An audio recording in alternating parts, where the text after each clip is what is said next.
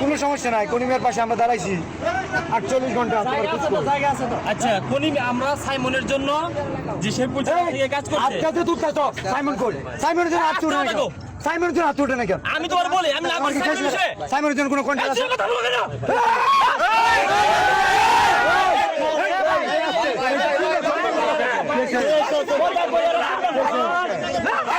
শিখাবে